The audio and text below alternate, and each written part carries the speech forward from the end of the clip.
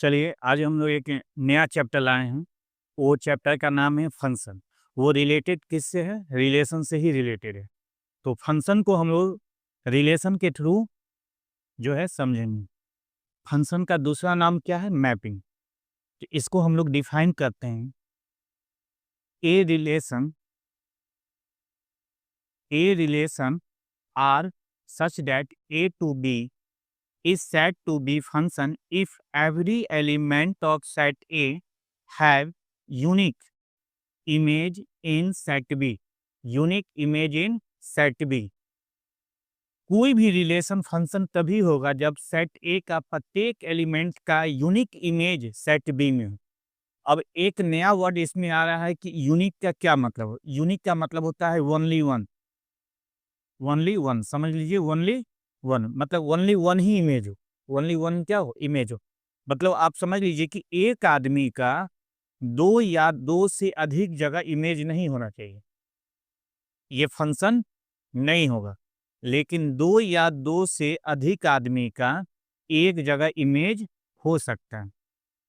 जैसे इसको और अच्छे से समझते हैं, देखिए दो सेट लिए, ए और बी। सेट ए में एलिमेंट है और सेट बी में एलिमेंट दिया हुआ। सेट ए से डिफाइन कर रहा है। देखिए इसका पहला एलिमेंट क्या है? स्मॉल ए। स्मॉल ए का इमेज क्या दिख रहा है? पी। एक ही एलिमेंट है, इमेज दिख रहा है। दूसरा देखिए सेट बी। सेट बी का जो इमेज आप देखेंगे तो दो इमेज दिख रहा है। बी का क्या दिख रहा है? क्यू भी दिख रहा है और बी का क्या दिख रहा है? आर दिख रहा है। एक आदमी का दो जगह इमेज पॉसिबल नहीं। इसका मतलब ये फंक्शन नहीं होगा, ये फंक्शन नहीं होगा। सेकेंड एग्जाम्पल देखिए, ए का इमेज क्या है? पी। बी का इमेज क्या है? क्यू। और सी का तो इमेज नहीं दिख रहा है, लेकिन डिफिनीशन में क्या है? एवरी, मतलब प्रत्येक एलिमेंट का होना चाहिए। इसका मतलब इसका तो इमेज आपका नहीं दिख रहा है, इसका मतलब ये भी आपका फंक्शन नहीं होगा। क्लियर? तीसरा एग्जांपल देख लीजिए, ए का इमेज पी, बी का इमेज फिर देखिए दो इमेज आ गया, क्यू और आर। इसका मतलब ये भी फंक्शन नहीं होगा। रिलेशन तीनों है लेकिन ये फंक्शन नहीं है। 4 नंबर आ जाएगी। ए का इमेज पी, बी का इमेज क्यू और सी का इमेज आर। इसका मतलब सेट ए में 3 एलिमेंट है, तीनों का आपका इमेज सिंगल सिंगल इमेज दिख रहा है। इसका मतलब ये फंक्शन होगा, ये फंक्शन होगा। यहाँ आ जाइए, ए का इमेज पी, बी का इमेज पी। ए का एक ही इमेज बोल रहे हैं और बी का भी एक ही इमेज बोल रहे हैं, दो तो बोल नहीं रहे हैं। यहाँ पे देखिए, यहाँ पे अगर हम आपको पूछें कि बी का इमेज बताइए तो क्या बोलिएगा? Q N R. जबकि यहाँ पे ए का इमेज पूछेंगे तो क्या बोलिएगा? पी। एक ही इमेज है, भले सेम हो उससे कोई बात नहीं, एक इमेज आ रहा है। बी का भी एक ही इमेज आ रहा है और सी का भी एक ही इमेज आ रहा है। इसका मतलब ये फंक्शन होगा। फिर से इसको देख लीजिए, ए का इमेज सिंगल है, बी का भी है और सी का भी। इसका मतलब ये भी फंक्शन होगा। बस आप इतना समझ लीजिए कि एक का प्रत्येक एलिमेंट का इमेज होना चाहिए और एक का एक से ज़्यादा इमेज नहीं होना चाहिए। एक का एक से ज़्यादा इमेज नहीं होना चाहिए। क्लियर? अब इसमें क्या है कि इसमें एक दो पॉइंट बता दें आपको। अगर कोई फंक्शन होगा तो आप इसको किस तरह से कुछ पॉइंट को डिफाइन करेंगे कि डोमेन क्या होगा? डोमेन, डोमेन क्या होगा? दूसरा, कोडोमेन क्या होगा? कोडोमेन क्या होगा? थर्ड, रेंज क्या होगा? रेंज क्या होगा? डोमेन होता है सेट ए का एलिमेंट। सेट ए का एलिमेंट क्या हो जाएगा आपका? डोमेन हो जाएगा। कोडोमेन क्या होगा? सेट बी का एलिमेंट। कोडोमेन आपका क्या हो जाएगा? सेट बी का एलिमेंट। और रेंज क्या हो जाएगा? जो इमेज का काम करेगा, जो इमेज का काम करेगा उसे हम लोग क्या बोलते हैं? रेंज बोलते हैं। किसका? फंक्शन का। इसको और क्लियर से समझ लेते हैं एक क्वेश्चन पे। 5 टाइप का क्वेश्चन दिए हुए हैं, इस पे हम लोग क्लियर कर लेते हैं कॉन्सेप्ट को। कोई फंक्शन डिफाइन है ए टू बी। देखिए ए का इमेज आपका पी, एक ही इमेज दिख रहा है। बी का इमेज भी पी एक ही दिख रहा है, सी का इमेज क्यू एक ही दिख रहा है, सेट ए के प्रत्येक एलिमेंट का केवल एक ही इमेज है, इसका मतलब ये फंक्शन होगा। तो इस फंक्शन का डोमेन क्या होगा, इस फंक्शन का डोमेन क्या होगा? डोमेन क्या अभी पीछे बताया है, सेट ए का एलिमेंट। तो सेट ए में कितना एलिमेंट दिख रहा है, ए बी और सी, ये आपका हो जाएगा डोमेन। को डोमेन क्या बताए थे, सेट बी का एलिमेंट। सेट बी में देखिए जितना भी एलिमेंट दिखे जो रिलेशन में भाग ले या ना ले, तो इसका मतलब क्या हो जाएगा, पी क्यू आर और एक्स, ये हो जाएगा आपका कोडोमेन। और रेंज क्या बताया है, रेंज बताया है जो इमेज का काम करेगा। इमेज तो सेट बी में काम करता है, कौन कौन में एरो लगा हुआ है, दो ही में लगा हुआ। इसका मतलब रेंज आपका क्या हो जाएगा, पी और क्यू। रेंज आपका क्या हो जाएगा, पी और क्यू। इमेज, इमेज का मतलब क्या होता है, इमेज का मतलब होता है रेंज। इमेज का क्या मतलब होगा, रेंज। और रेंज आप पहले ऊपर निकाले हुए हैं, पी और क्यू। अब प्री इमेज का मतलब क्या होता है, प्री इमेज का मतलब होता है डोमेन। प्री इमेज का क्या मतलब होता है, डोमेन। और इसको हम लोग पहले निकाले हुए हैं, क्या है वो, डोमेन ए बी और सी। क्लियर, कोई डाउट नहीं यहाँ तक, क्वेश्चन समझ में आ गया? चलिए अब हम है क्या कि एक क्वेश्चन ऐसा आ जाता है नंबर ऑफ फंक्शन बताने के लिए, जैसे नंबर ऑफ रिलेशन बताए थे, को फॉर्मूला दिए थे, उसी तरह से नंबर ऑफ फंक्शन बताने के लिए आपको देखिए एक फार्मूला दिए हुए हैं। अगर कोई फंक्शन डिफाइन है ए टू बी, यदि किसी फंक्शन को डिफाइन किया गया ए टू बी, तो सेट ए में एलिमेंट की संख्या कितना है, एम। सेट बी में एलिमेंट की संख्या कितना है, एन। तो टोटल नंबर ऑफ फंक्शन का फॉर्मूला क्या होगा, एन का पावर एम, एन का पावर एम। इसका मतलब number of element of set B का power number of element of set A. ये उल्टा मत कर दीजिएगा, number of element of set B का power number of element of set ए। एक क्वेश्चन दिया हुआ है यहां से क्लियर कर लीजिए। सेट ए आपको दिख रहा है, सेट ए में एलिमेंट की संख्या कितना है, 2।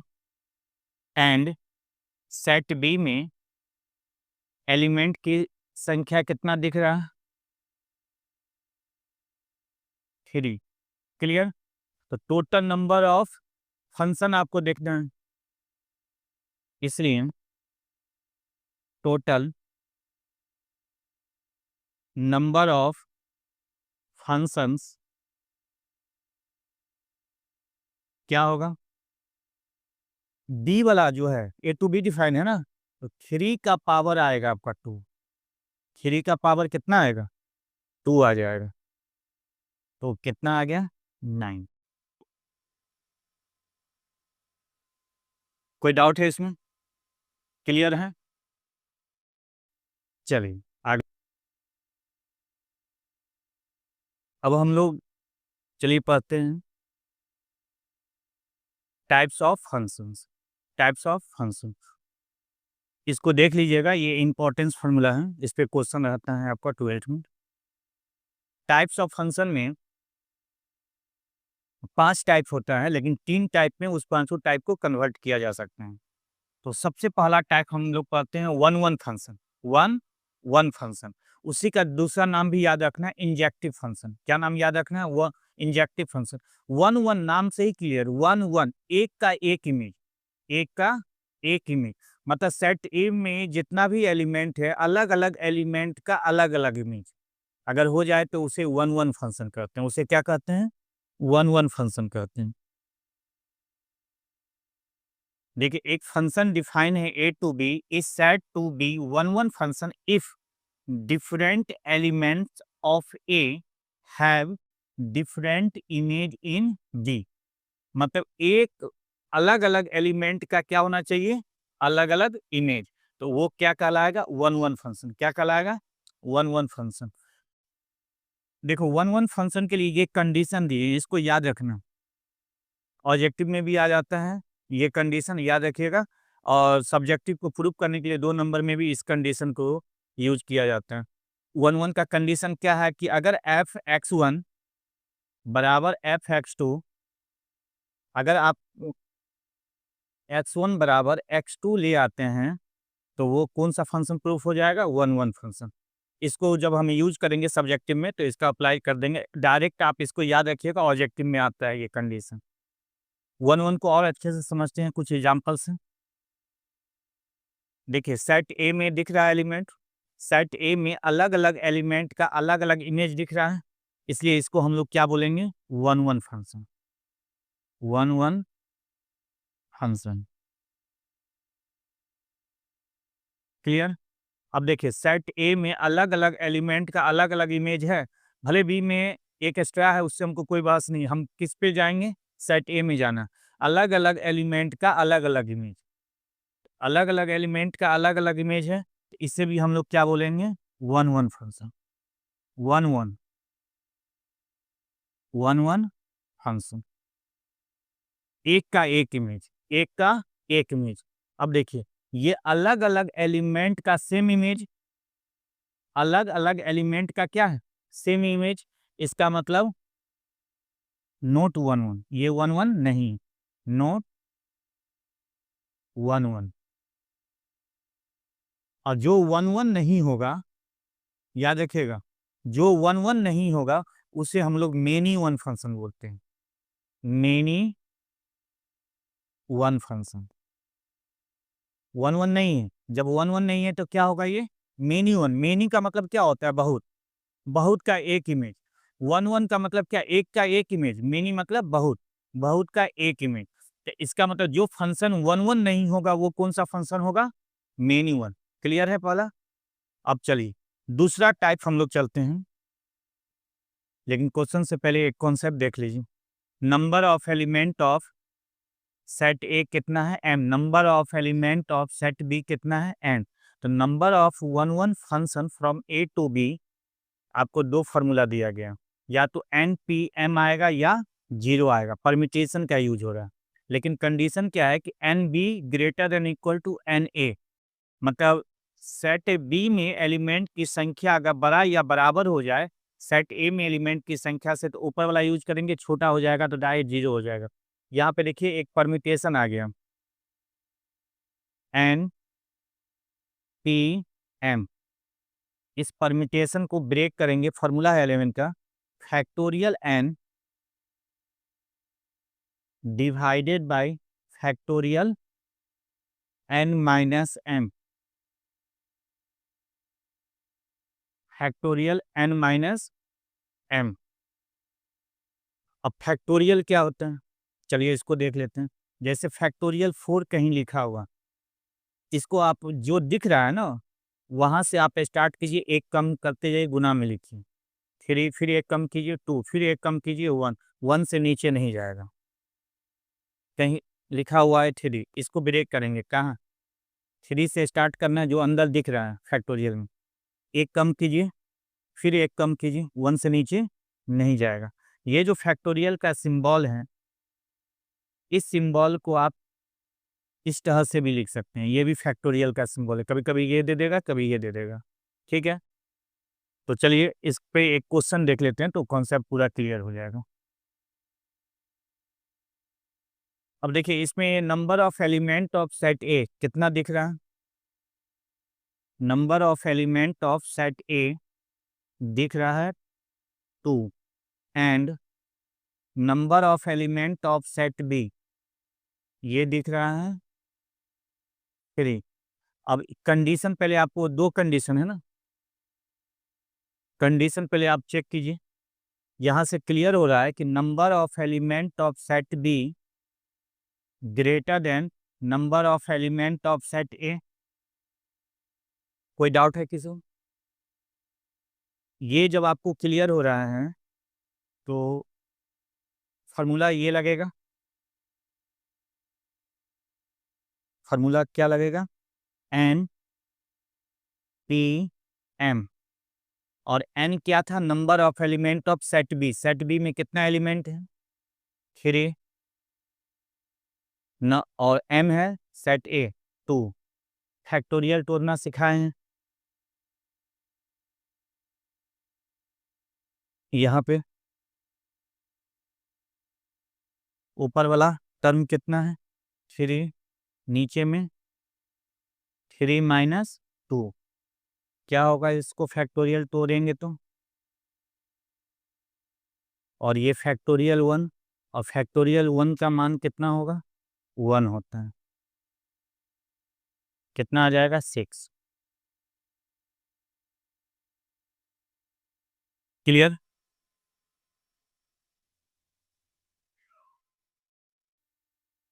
चलिए दूसरा हम लोग देखते हैं, ऑन टू फंक्शन, उसी का दूसरा नाम क्या है सर्जेक्टिव फंक्शन।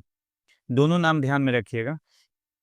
ऑनटू जो है ना, जैसे वन वन फंक्शन सेट ए पे लागू हुआ था, सेट ए का अलग अलग एलिमेंट का इमेज सेट बी में हो, ऑनटू सेट बी पे लागू हो, सेट बी में जितना भी एलिमेंट है सभी का प्री इमेज होना जरूरी है, नहीं तो फिर वो ऑनटू फंक्शन नहीं होगा। आप डिफाइन इस तरह से करेंगे, ध्यान देना,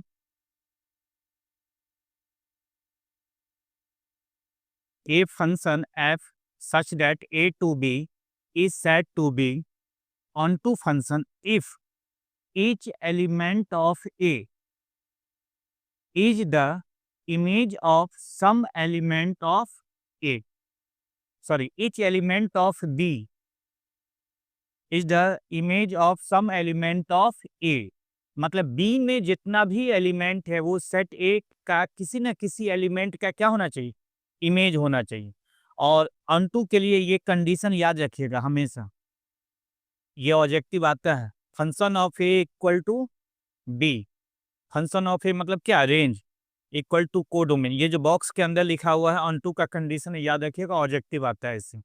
अनटू को चलो और अच्छे से डिफाइन करते हैं। अनटू फंक्शन क्या होता है, अनटू वन वन क्या चेक किए थे सेट ए पे, अनटू सेट बी पे देखना, सेट बी में जितना भी एलिमेंट है सब में एरो लगा होना चाहिए, अनटू होगा नहीं तो अनटू नहीं होगा। देखो इसमें तीन एलिमेंट है, तीनों में लगा हुआ है, इसका मतलब ये कौन सा फंक्शन होगा unto function, unto function. Clear. अब सेट बी में देखो आर का तो नहीं एरो नहीं लगा हुआ है, इसका प्री इमेज तो नहीं होगा, तो इसका मतलब not onto, not onto. अगर ऑन टू नहीं होगा तो इसे हम लोग बोलते हैं इनटू फंक्शन, इनटू फंक्शन, ध्यान रखिएगा इनटू फंक्शन। और एक यहाँ पे एक स्टार हम दे रहे हैं इनटू का कंडीशन, इनटू के लिए function of A is the subset of B, ये किसका कंडीशन है इनटू का। ऑन टू का कंडीशन यहाँ देखो function of A equal to B, और इनटू का कंडीशन क्या function of A is the subset of B, ये ऑब्जेक्टिव में आता है, इसको ध्यान रखिएगा। अब देखिए इसमें भी देखिए एस का तो आपका नहीं दिख रहा है प्री इमेज, सभी में एरो होना चाहिए, तो इसका तो नहीं है बी में, तो इसका मतलब ये कौन सा फंक्शन होगा ऑन टू नहीं, ऑन टू नहीं होगा, तो ऑन टू नहीं होता क्या होगा ये इनटू, जो ऑन टू नहीं होगा वो क्या हो जाएगा इनटू फंक्शन। क्लियर। ध्यान रखिए वन वन फंक्शन क्या है सेट ए पे लागू होगा, सेट ए का अलग अलग एलिमेंट का अलग अलग इमेज हो तो उसे हम लोग बोलेंगे वन वन फंक्शन, और जो वन वन नहीं होगा उसे बोलेंगे मेनी वन।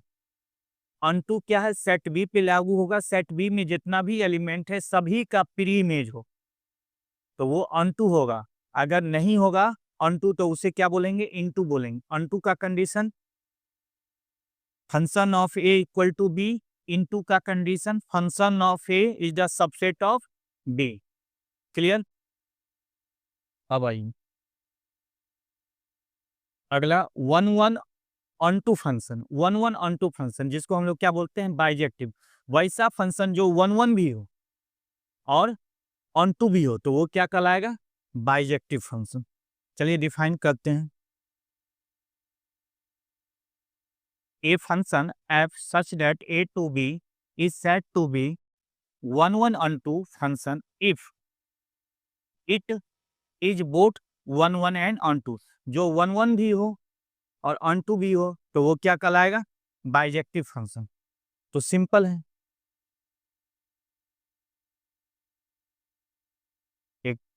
एग्जाम्पल ले लेते हैं।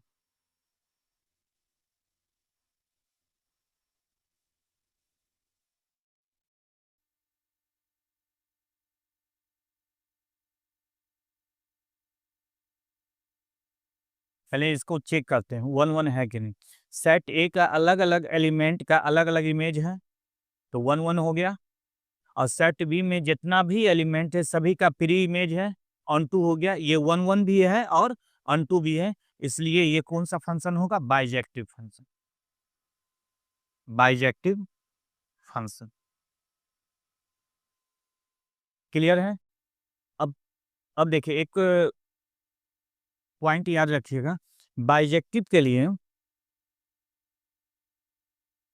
फॉर्मूला दिया गया है, the number of bijective function function A to A for a set A with N elements factorial N. अगर कोई सेट में एन एलिमेंट है तो बाइजेक्टिव फंक्शन की संख्या कितनी होगी? Factorial N. Factorial N. चलो इस पे एक क्वेश्चन देख लेते हैं, कॉन्सेप्ट क्लियर हो जाएगा। देख, कोई सेट दिया हुआ है, इसमें एलिमेंट की संख्या बताइए। इसमें एलिमेंट की संख्या आप बताइए तो कितना आएगा?